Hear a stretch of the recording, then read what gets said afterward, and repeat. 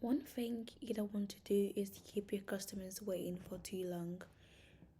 Me personally, when I contact a service center and I have a problem to solve, and sorry, like a problem to, like a case to be attended to, and they take forever, and I'm sure we've all experienced that way. We're on the queue for about an hour, then we manage to get connected to an H, and then takes another half an hour, and you just get tired. Obviously, at the end of your experience, a lot of times you've waited for too long, so you're not happy to give a good review or customer rating. So one thing an organization wants to avoid is that. So the goal of most companies is to reduce the average waiting time. But how do you do this? So one of the best things to do is to set up the agent productivity tools on the service console, because when the agents have the right tools they need, that makes the job quicker and easy. It makes it easier for them to solve problems quickly, and that way they would be able to attend to customers. And obviously, the quicker they are, then the that would reduce the waiting time for the other clients on the phone or web chat or wherever. So now what I'll be doing today is I'll be setting up the service console productivity tools. So what I've done, I've gone my setup, and obviously we've got like two, but I'll be doing this service setup. So the first thing you want to do is want to grant access to quick text, because this would save time of repeat of this would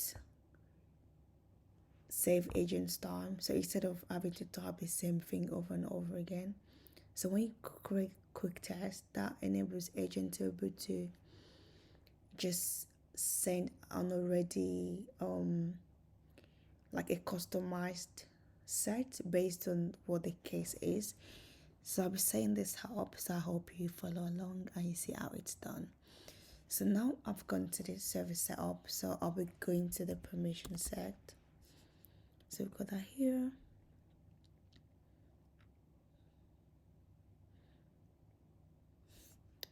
So now look for, so we've got the permission set. So I'm going to create another one.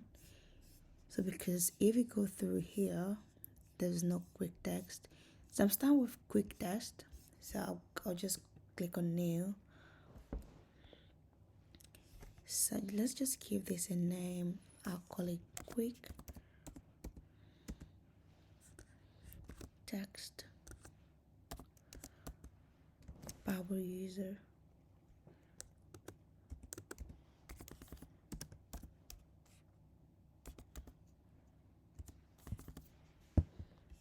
So that gives the API name, it's automatic. So this, I'll just put a description. Allow users to create, edit,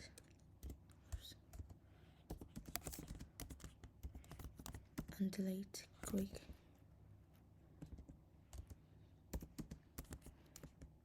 text.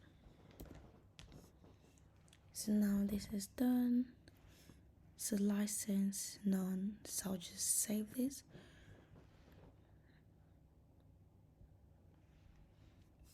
So this text is here. So then we'll go to the object settings, which is this. So now let's find quick text, and we can just commit to make life easier. So quick text, yep. So we're here. So now we have to edit this to modify the permission set we've got for this. So now we want to select read, create, edit, and delete. Then save. So now, after this, you want to enable your agents to be able to share this text with each other, because obviously teamwork is teamwork, right? So now what I'll do is I'll go to, I'm still on setup. So let's go to quick text again. So go to settings. So here you've got, obviously is enabled. So share and organize quick text in folders. We have to select this. So that way when this is when the quick tests are being created or edited or customized, we can agents can share it with each other, and that would make life easier for everyone. So save. So this is done. So now let's give access to macros as well. This is just the quick ways to get things done. I made a video earlier about how to create macros in quick tests, so that should be on my portfolio or YouTube channel. So I hope you check that out so you know how to create that. So now I'm going to give access to macros as well. So what I do, just from the service setup again, I go back to permission sets, and here, say this is the one we just made. So now I'm going to do another one for macros. In the list of what we've got here, there is no macros, so I have to make another one. So new, and I'll call it macros power user.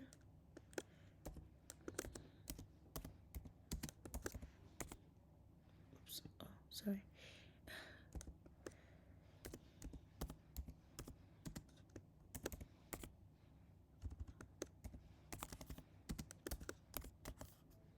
Oh god, I think I need to sleep. It's almost 1 a.m. Yeah, so the API name generates automatically, and this, let's just put the description, allows users to create, edit,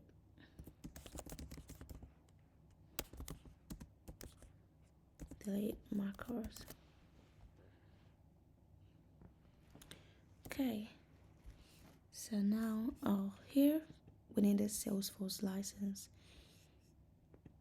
So this, and now save. So obviously that is not the end, so we have to go to the object settings here, and so we can scroll all the way to macros, or we can just do that in the quick text and just search for it. But I'll just go down. So we edit to modify, and we want to make the tab available and visible to the agents, right? So that's why we're here. So available and visible. Then we want them to be able to read, create, edit, and delete. So that is done, and now we click save. So that is done now. So what we have to do now, we want to so here, remember, on object settings. So let's go back to app permissions here,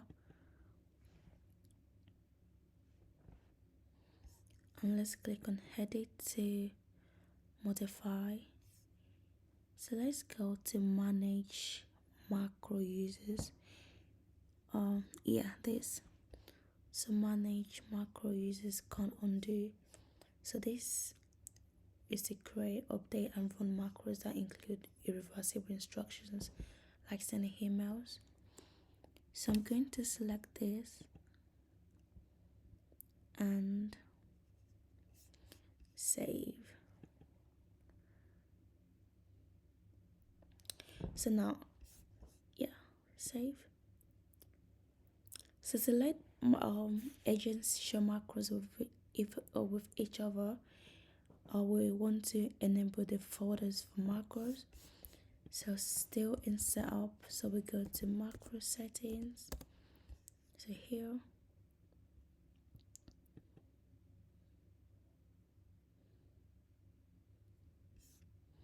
so share and organize macros and folder and save. Okay, so this is all done.